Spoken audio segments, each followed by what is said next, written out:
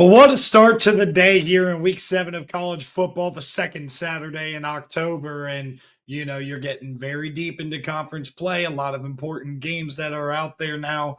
And it's pretty fun to watch, sitting back and seeing a little bit of chaos, seeing a little bit of survival for some of these teams. So we're going to talk about 3 games mainly and then touch on some other games. As we go. So make sure you guys like the video if you like the video and subscribe for more content here on Bash the CFB show. I would really appreciate it if you guys just simply supported the channel, and you could obviously comment down below your thoughts on these games. So let's get rolling with the first game. The headliner was Alabama at Missouri, 27-24. The Missouri Tigers just could not pull it out. They couldn't make the big plays. They struck first and let Alabama respond, and they couldn't really get going at all for a little while, which led to Alabama creating a gap, creating a lead that eventually, and I'm still watching games off to the corner, so if I'm looking away, that's what I'm doing. But they couldn't make up for that kind of lull where Alabama went on a 17-0 run after Missouri struck first. Now they were able to tie it back up after a strip sack leading to a touchdown, but it's just you have all these plays work in your favor. Then you go down by 7. You get stifled because, there were points in this game where Missouri's offense, when they needed to make a play, they just didn't. They just didn't. And you got to give credit to Alabama's defense. I thought they played their best game of the season today, truly. Even though they allowed more points to Georgia, I still feel that way. But Missouri just could not answer, could not respond. And that, I think, is a big problem with Missouri in these big games. Sometimes the moment is just too big for them. And anytime since Eli Drinkwitz has been there, they've been a prominent program, a pretty good program for 3 years now. Anytime they have a chance to make a statement, they just don't. They just straight up do not do it. And I think if you're a Missouri fan, you got to get a little bit frustrated because you feel like the team's got the capability to do it. But if you remember, a few years ago, I believe it was Drinkwitz's second year, they were significant underdogs against Georgia, dominated the whole game, but at the end of the game, they blew it. Then you could go back to the 2022 Tennessee game. Yeah, they also blew it in that game. They were basically in that game and collapsed on defense late. If I remember correctly, it was a 7-point game at 24-31, and then Tennessee just ripped it away, ripped it off. And it got ugly pretty quick in that game. I mean, the only big game that they've won was the Cotton Bowl, in which at the end of that game against Ohio State was down to their third string true freshman quarterback.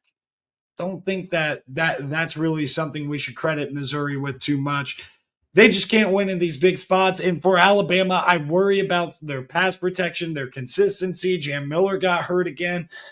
I don't think this ceiling is all that high for this Alabama team. I think their floor is pretty decently high on what the bottom can be, and I think they could be a really good team. I do not think this is a national championship level team. At least they aren't right now. They got to develop tremendously in a lot of different ways, and maybe you could argue that the way that they were able to defend this rushing attack from Missouri was a step in the right direction.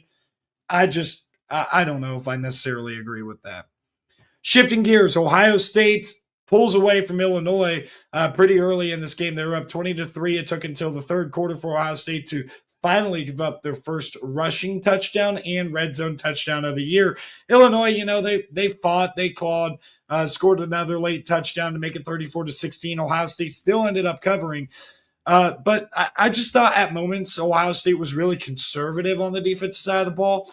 They weren't very aggressive in setting the tone, but you kind of can't ask too much more of this Ohio State defense and what they provided through 6 games so far this year. I mean, this is very clearly the top unit in the country on the defensive side of the ball.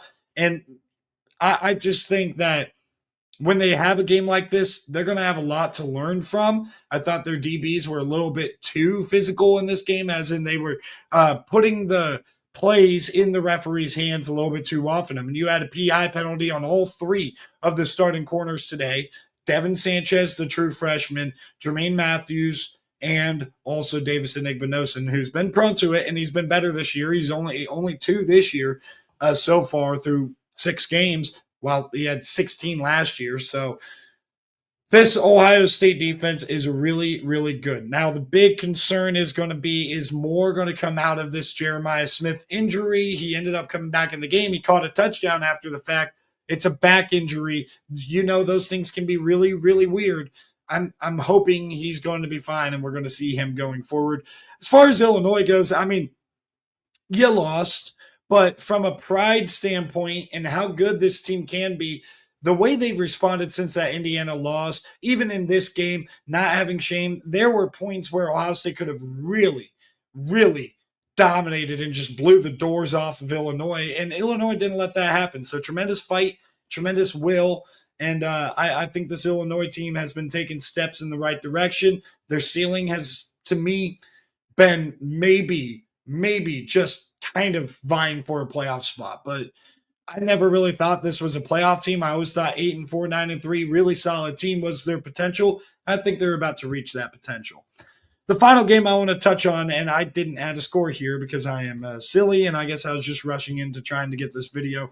34-31, Pittsburgh beats Florida State. I even didn't update the record for Pittsburgh. Sorry, it was a quick, let's quickly do it. So I'm just going to take that off. 34-31, Pittsburgh ends up beating Florida State. And I said it in TikTok when going through all of the noon games. I was like, look, this is a real point, a turning point one way or another for Florida State, because under Mike Norvell, you know, they were not supposed to be they were too good to be 2-10 last year. They were too talented. I believe that firmly. They go into this game, and I'm thinking, if they don't win, you're going to start seeing this season spiral out of control. Losing to Virginia, I thought, as a look-ahead spot was pretty predictable. Losing to Miami, who's probably the better team, pretty predictable. You got to win this game. And Pittsburgh, credit to them, you know, as somebody with a future on Pittsburgh over 5.5 wins, I appreciate you. Pittsburgh, you are not a better team than Florida State, and you find a way to win. That is huge for Pat Narduzzi's squad, especially after losing 2 close games, blowing it late. They were able to grind this one out in a close game. Florida State, though, you're a more talented team. You cannot lose this game, and now you are officially eliminated from the college football playoff in the ACC championship race, and the season seems like it's over for Florida State. And I'm going to worry, if I'm a Florida State fan, or maybe not, maybe you just want to get rid of Mike Norvell at this point, that this will turn into an even bigger disaster down the stretch of the season, and all of a sudden you look up and Florida State is firing Mike Norvell at the end of the year. And I think that that's a possibility. After 2-10 last year, the start that he got on this year, it was like, all right, beat Alabama. We're 3-0, top 10 in America. You lose the next 3 games. This is not good. And I think he's back on the hot seat for sure. And you got to watch for this development out there in Tallahassee. Some other results that I do want to mention: Ole Miss playing around with Washington State. I mean, what are we doing now? I didn't take Ole Miss in anything, but Washington State is not a very good football team.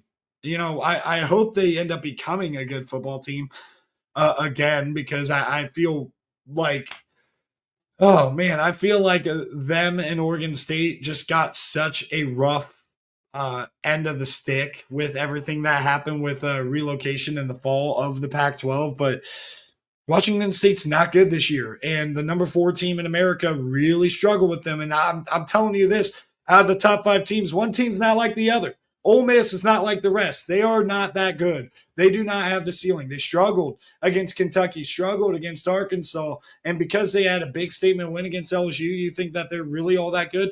I'm not buying this stuff. So Ole Miss, they're a fraud, waiting to see it exposed. UCLA, shout out to them for dominating Michigan State. Yeah, I didn't think they'd do that. First off, I maybe gave Michigan State a little bit too much credit, but second, seems like UCLA has really figured out something. And I'm going to have to eat my words with talking about the firing of Deshaun Foster, saying that they should have given him more time, because whatever the heck they're doing with Tim Skipper, it's working. And watch out, Tim Skipper might end up putting himself in position to be the full time head coach over there at UCLA. Credit to them. SMU pulling away from Stanford, late cover, I think it was in that game for them. Late cover for UCF, which kind of made me mad because walk that line. We had Cincinnati minus 10.5. We were looking pretty good for a while. Unfortunately, did not hit. How about this, though? I mean, those of you that are close with me, and if you're watching this video, you know, I put out long shot money line parlays. I expect for like 2 of 8 to hit. Hopefully, that's 2 of 8's a pretty solid week. 3 of 8's a great week. 4 of 8 is exceptional. And the first one that hit for me this week is Bowling Green. They were like plus 360 on the money line against Toledo. They were down 21-0 and rally off 28 straight points. Eddie George's squad really fought in that I-75 rivalry game. Ended up with a safety late in that game to make it 28-23. So Bowling Green, shout out to them, and shout out to Eastern Michigan, Chris Creighton. I mean, they had a atrocious start to the season, and now here they are bouncing back. Here's another, by the way, hit that we had on Walk That Line. We had Illinois under team total under 16.5, but we also took the under in Charlotte and Army. Final score 24-7 there. So really good hit. Love to see it right there. Houston took care of Oklahoma State, and I think that just about does it for the noon hour. So yeah, I will try to come back and recap after the 3:30 games. If not, worst comes to worst, at the end of the night, I'll wrap the 3:30 and night games together, while the late night games, the Pac-12 After Dark, or dead Pac-12, I guess, After Dark games are on. So thank you guys for tuning in. Really appreciate it. Make sure you guys like the video if you haven't already, and I'll see you guys in the next video.